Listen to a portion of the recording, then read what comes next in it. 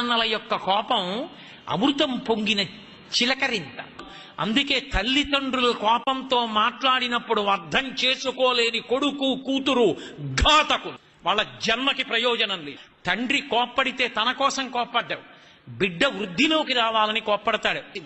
అందుకే ఈ లోకంలో కోప్పడినా కూడా ప్రసాదంగా తీసుకోవలసింది ఎవరి విషయంలో అంటే ఒక్క అమ్మా నాన్న విషయంలోనే. ఎందుకని?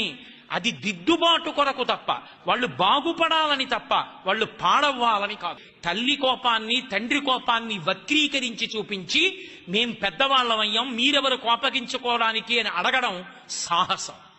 ఎంత వయసు వచ్చినా తండ్రి తండ్రే, తల్లి తల్లి. వాళ్ళ మాటలలో తప్పు పట్టడానికి, ఆ మాట మాట్లాడడానికి, వాళ్ళకున్నటువంటి అధికారాన్ని ప్రశ్నించడానికి బిడ్డలకి అసలు అర్హత, అధికారము, హక్కు లేనే లేవు. అంతటి గొప్ప దైవస్వరూపం అమ్మ. అమ్మా నాన్నల యొక్క కోపం